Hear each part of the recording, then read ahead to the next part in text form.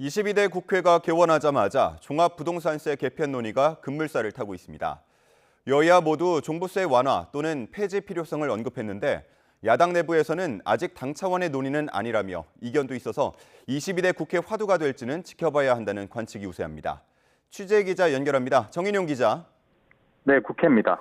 22대 국회 시작부터 종부세 논의에 관심이 집중되고 있네요. 네, 22대 국회 개원 전인 지난달 8일 민주당 박찬대 원내대표가 언론 인터뷰에서 실거주 1주택자에 대해서는 종부세 면제를 언급하며 처음 운을 띄웠는데요. 여기에 더해 지도부 안에서 종부세 제도를 재설계해야 한다거나 22대 국회에서 종부세 완화 입법을 검토하는 목소리도 잇따르며 화두로 떠올랐습니다. 박찬대 원내대표의 지난달 10일 발언 먼저 들어보겠습니다.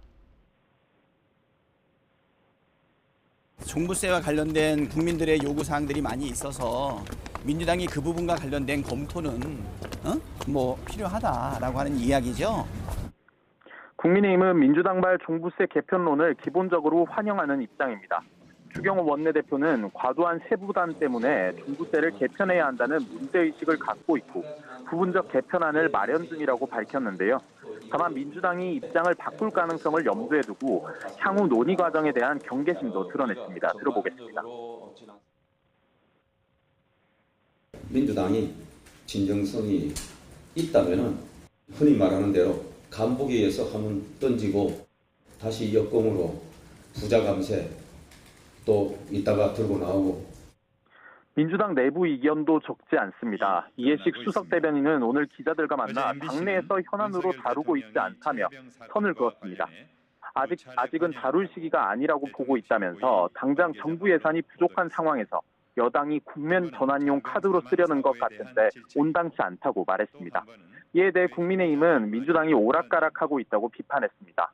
오준석 대변인은 집 가진 것도 아닌데 왜 징벌적 과세, 이중과세를 하느냐는 논란이 20년째라고 지적했습니다. 그러면서 민주당을 향해 더 늦기 전에 종부세 폐지 논의에 적극적으로 임해달라고 촉구했습니다. 여야의 상임위 배분을 둘러싼 신경전은 계속되고 있다고요? 네, 그렇습니다. 국민의힘은 여야 합의에 따른 원구성을 연일 강조하고 있습니다.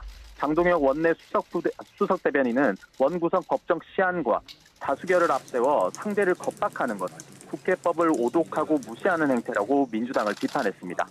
국민의힘은 상임위 법안이 본회의로 올라가기 위해 거치는 관문 역할을 하는 법사위는 원내 2당이, 대통령실을 담당하는 운영위는 집권 여당이 맡아야 한다는 입장인데요. 장 원내 수석 대변인은 민주당이 두 상임위 모두 가져가야 한다는 목리만 그만두면 당장이라도 협상이 가능하다고 강조했습니다.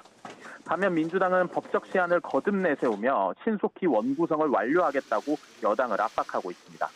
이재명 대표는 어제 최고위원회의에서 법대로 오는 7일까지 상임위 구성을 마쳐 민생 현안부터 개혁 입법까지 신속한 처리를 부탁한다고 촉구했습니다.